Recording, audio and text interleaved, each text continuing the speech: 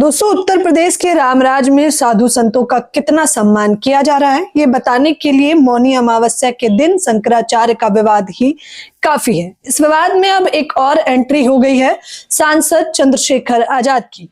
यूं तो मैंने सोचा कि तमाम तथाकथित हिंदू संगठन के लोग जो अमूमन आंदोलन करते रहते हैं, जो अमूमन सड़कों पर उतर आते हैं, मस्जिदों में मंदिर ढूंढने का प्रयास करते रहते हैं, लेकिन इस पूरे घटनाक्रम में कोई भी तथाकथित हिंदू संगठन नजर नहीं आ रहा है जो ये कह रहा हो कि हम अविमुक्तेश्वरानंद महाराज के समर्थन में हैं।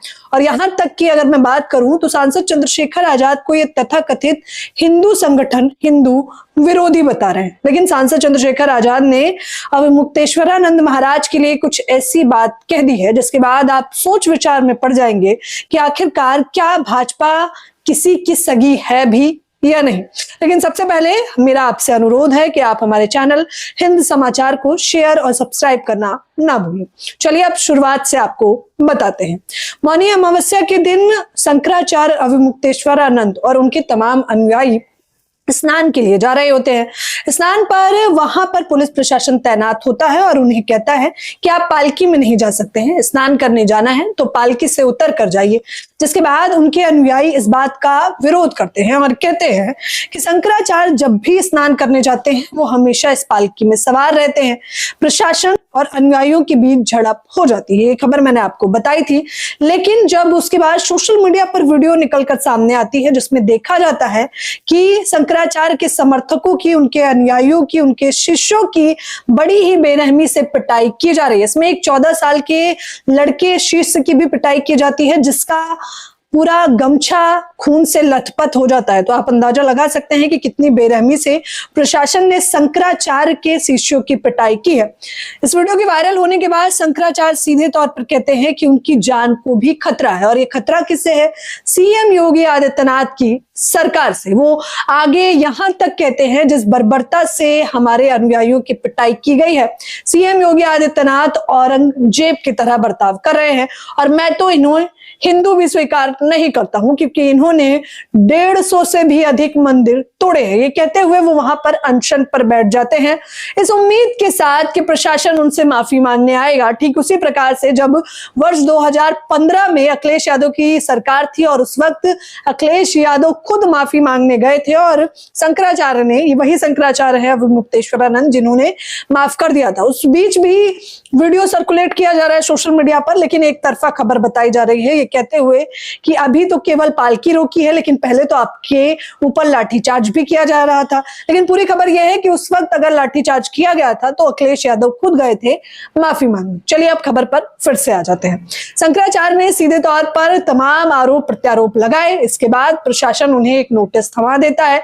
ये कहते हुए कि 24 घंटे के अंदर आपको ये बताना पड़ेगा कि आखिरकार आप शंकराचार्य कैसे हैं। सुप्रीम कोर्ट का हवाला देते हुए ये नोटिस थमाया गया था। इसके बाद प्रशासनिक तौर पर संवैधानिक दायरे में रहकर अविमुक्तेश्वरानंद ने भी कानून का सहारा लेते हुए नोटिस थमा दिया प्रशासन को और कह दिया कि सर्वोच्च न्यायालय ने ये नहीं कहा है कि वो खुद को शंकराचार्य स्वीकार नहीं कर सकते हैं। और वो आगे यहां तक कहते हैं कि अगर मुझसे माफी नहीं मांगी गई तो फिर मैं मानहानि का मुकदमा करूंगा इस सरकार के खिलाफ। ये विवाद बढ़ता देख सांसद चंद्रशेखर आजाद से मैंने खुद इस पूरे विषय पर बातचीत की है। इसका वीडियो हिंद समाचार पर आपने देखा होगा। लेकिन इसके बाद चंद्रशेखर आजाद ने एक लाइव भी किया था। उन्होंने मुझसे बातचीत के दौरान सीधे तौर पर कहा कि शंकराचार्य से उनके वैचारिक मतभेद हो सकते हैं। हो सकता है कि उनके तमाम विचारों से वो सहमत ना रखें क्योंकि शंकराचार्य कभी आरक्षण के विरोध में भी बतियाते रहते हैं तो कभी वो ब्राह्मणों को सर्वोच्च भी बताते हैं। लेकिन इन सब से परे भी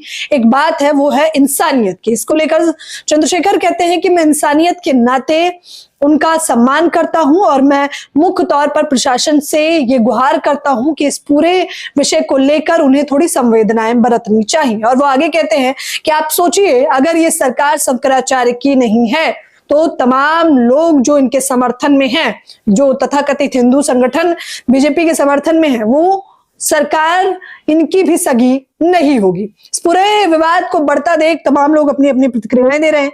सोशल मीडिया पर एक ट्वीट जो विशाल पांडे लिख रहे हैं, खुद ब्राह्मण समुदाय से हैं, ये लिखते हैं कि संगम के माघ मेले में पूज्य शंकराचार्य के समर्थन में नगीना सांसद चंद्रशेखर रावण जैसे लोग उतर गए, लेकिन कथित हिंदू हृदय सम्राट टाइप के सारे एमपी एमएलए मौन है। भीम आर्मी चंद्रशेखर आजाद ने कहा, शंकराचार्य जी से वैचारिक मतभेद के बाद भी इंसानियत के नाते मैं उन पर अत्याचार का विरोध करता हूं। नगीना सांसद ने यह भी कहा कि स्वामी अविमुक्तेश्वरानंद जी के अनुयायी की चोटी खींच कर उन्हें अपमानित किया गया। ये योगी सरकार की तानाशाही नीति नहीं तो क्या है? आपको पता, यहाँ ये वही चंद्रशेखर है जो लगातार हिंदू धर्म पर टिप्पणी करता है, पाखंडवाद के आरोप लगाता है, फिर भी इस बंदे ने इंसानियत के नाते पूज्य शंकराचार्य का समर्थन किया। दूसरी तरफ बीजेपी वाले हिंदू जो शंकराचार्य जी को ही मर्यादा सिखा रहे हैं और नोटिफिकेशन जारी कर रहे हैं। इस पूरे विवाद पर लोग अपने अपने तरीके से प्रतिक्रिया दे रहे हैं, लेकिन ये सवाल तो वाजिब है। कल तक जिन्हें हिंदू विरोधी बताया जा रहा था, सांसद चंद्रशेखर आजाद, वो भी शंकराचार्य के समर्थन में आ गए हैं। लेकिन जो खुद को हिंदू हृदय सम्राट बताते हैं, जो न जाने कितने आंदोलन करते हैं एक तबके विशेष के खिलाफ, एक धर्म विशेष के लोगों के खिलाफ, लेकिन अब जब शंकराचार्य का अपमान बीजेपी ने किया है तो ये हिंदू हृदय सम्राट के लोग कहीं से कहीं तक नजर नहीं आ रहे हैं। इस पूरे विवाद पर आप लोगों की जो भी प्रतिक्रिया है, आप लोग मुझे अपनी राय जरूर दें। धन्यवाद।